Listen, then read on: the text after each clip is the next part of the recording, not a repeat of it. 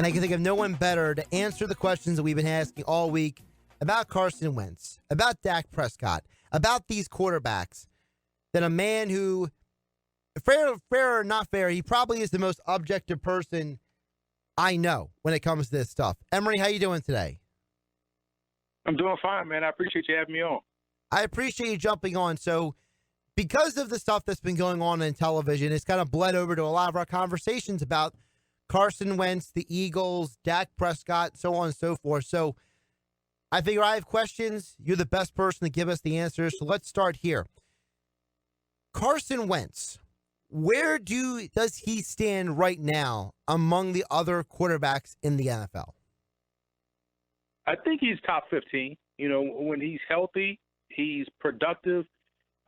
He helps that offense go. He brings some sense of continuity to it when he's out there. And I'm always big on quarterbacks that are dual threats, and he's a dual threat. You just hope that, you know, he's healthy when he's out there, and that's the part where people have problems in pushing him into, you know, I see some people saying he's a top 5 quarterback. I don't think that's true.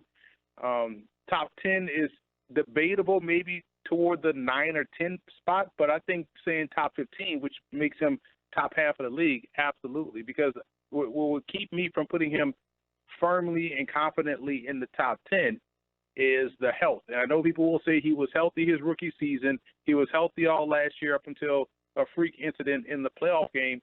But still, when you watch him, you kind of hope that it's a shame because you're watching him not enjoying his play, but watching him and hoping that he can stay healthy. And I think that's an unfortunate part of it. You want to get to watching him and enjoying him playing, kind of like how we enjoy watching Matt Stafford play now, just opposed to earlier in his career where you were watching him, and I just hope he finishes the season, you know, because he was injured the first couple of years he was in Detroit.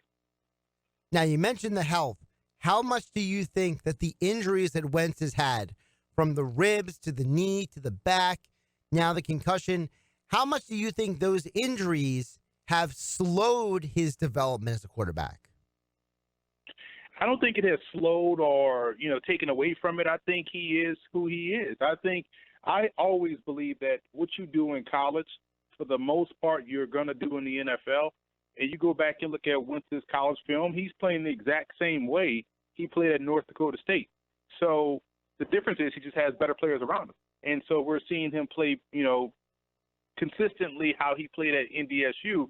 You just the one thing that you hope he changes about his game, and it's hard to take that aggressiveness out of a guy. You just want a guy to be a little bit more, you know, judicious with his body as far as when and where to take hits. I thought earlier in his career he played a little bit more reckless, which led to a lot of those nagging injuries or getting banged up because he did that at North Dakota State. And he was, you know, bigger than a lot of the guys he was going up against. In the NFL, that's not necessarily the case, and you can't be that reckless as a runner. We've seen this with, you know, guys like Vic, you know, guys like RG3. For the most part, Cam Newton can be a reckless runner. And so I think when you are not as reckless, you tend to protect yourself, like a Russell Wilson, like a Lamar Jackson, like Vince Young used to run it. Him and Carson Wentz about the same size, I believe. So I think if he can be less reckless, he'll be out there more, and you'll get stable play from the position. I mean, because he has been consistent when he's out there. So it's not like he's had a great year then trash years. I just think he's been a consistent player. This is who he is. You just hope he can be that for a full 16-game season and into the playoffs. You mentioned about the reckless. You know, each year the last 3 years, he's had 7 interceptions. So he's not throwing a lot of turnovers. But one of the criticism about him has been the fumbles. He does have a high number of fumbles for a guy who is a starting NFL quarterback. Now, there are a lot of other quarterbacks who fumble the ball as well. So what is the issue with the fumbles? Is that an issue with him maybe holding the ball too long? Does he not cover the ball well enough? Is that a protection issue? What do you think is the fumble issue? I think it's a little bit of everything, but I think mainly it's partly due to him holding the football a little bit too long and not feeling the pressure. I don't think he feels pressure well, you know, whether it's front side or blind side or right up the middle. I just think he just doesn't. You see it when he drops back to pass. He kind of, once he hits the top of his drop, his feet just get cemented in the pocket. It's a really weird thing to watch. That's just unique to him. But you see other quarterbacks struggle with that as well, that they don't feel pressure well, and they tend to, get hit and they lose the ball, like Daniel Jones, and people want to chalk it up to him being a rookie. No, that's just him. That's going to be something he's going to have to deal with. But what's frustrating about Carson Wentz is that he doesn't have to stay back there long because he is an athlete and he can get out there and run and pick up yards and chunks and, pick up these cheap first downs with his legs. So it's almost like he's trying to prove that he could be a drop back passer, but man, just play your game. If you see it pre-snap and start to feel it a little bit, during the snap or during the play, just get out of dodge and get out there and scramble. So I think a lot of his is just partly because he can't feel pressure like you would expect him to feel pressure. One thing I'm curious with Wentz as well is, and this is just a personal assessment I have, and I wanted you to let me know if this is realistic or if this is just a figment of my imagination. Sometimes when I watch Wentz, I think he's apprehensive to make turnovers or make risky plays at times, and as a result, that causes other negatives in his game, and it reminds me, not 100%, but a little bit like Aaron Rodgers. Aaron Rodgers has the tendency to look for the perfect throw or the perfect opening at times. He won't make certain throws because he doesn't want to throw interception. Does Wentz sometimes do that as well? It's almost Alex Smith-like, because think about what happened to Smith and what probably happened to Carson Wentz. You look at Smith's rookie season, I think he had, one touchdown and 14 picks or something crazy like that.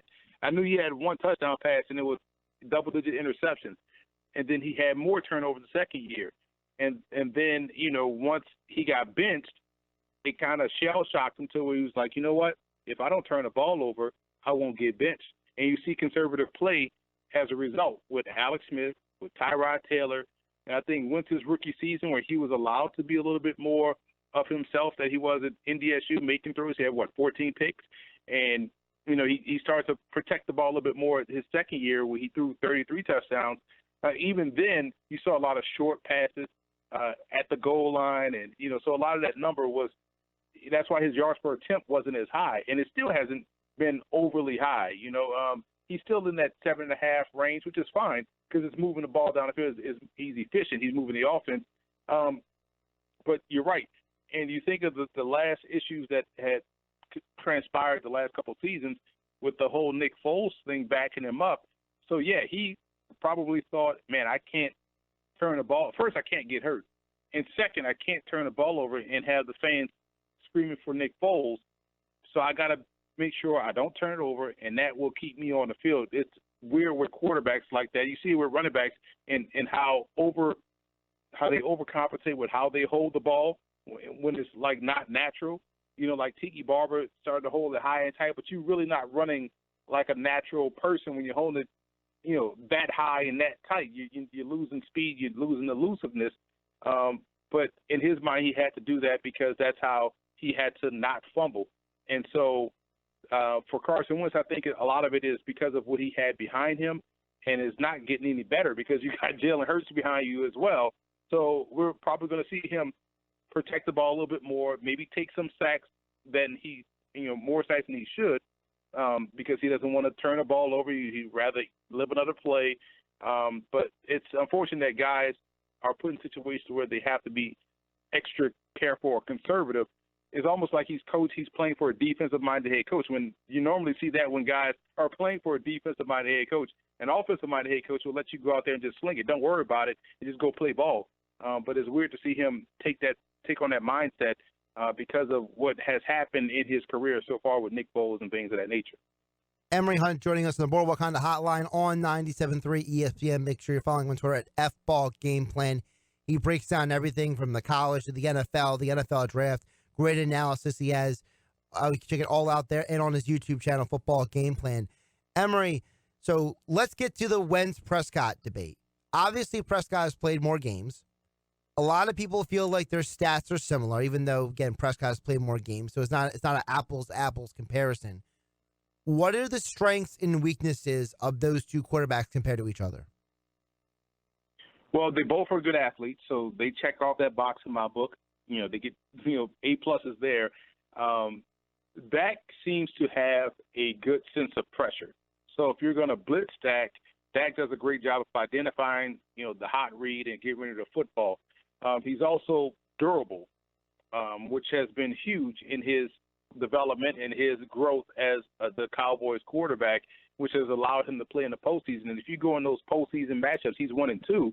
But when you watch those games, you come away saying, man, Dak is not the reason why they lost that playoff game.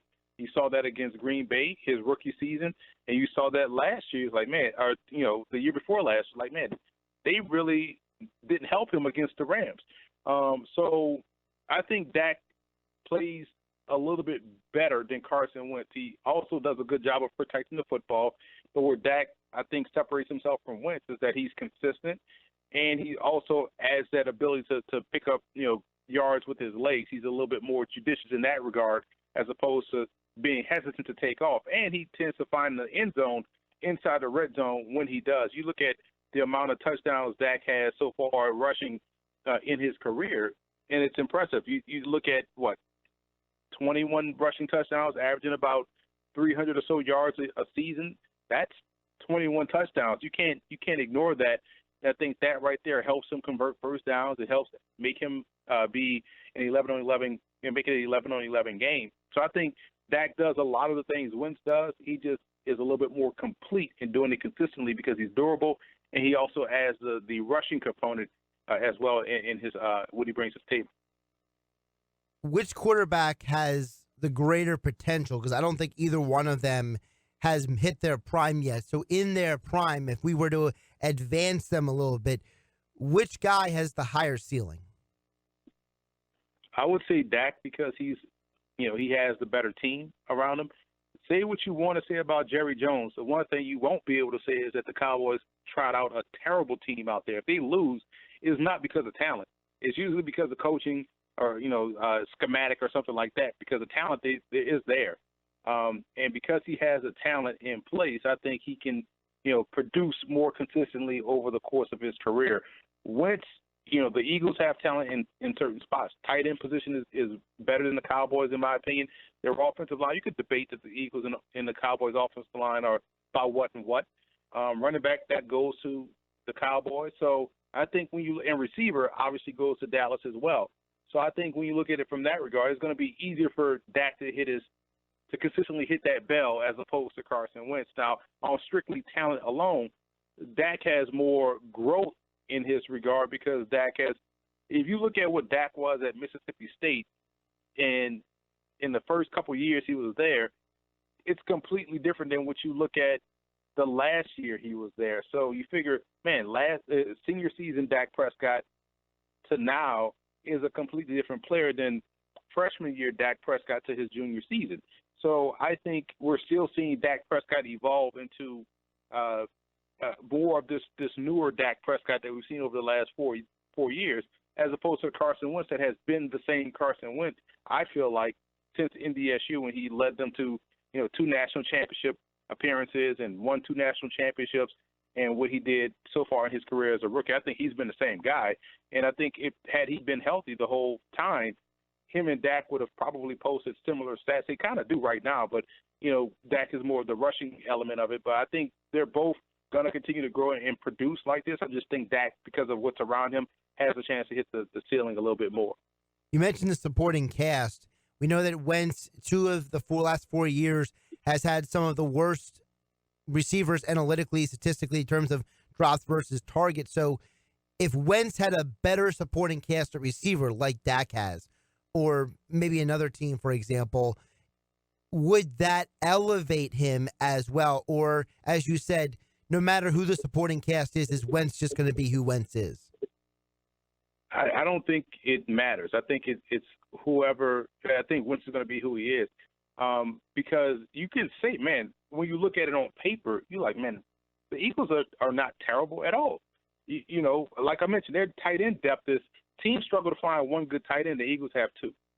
And when you look at how they operate their offense, they were the first wave to really incorporate a lot of the RPOs that you see teams try to emulate.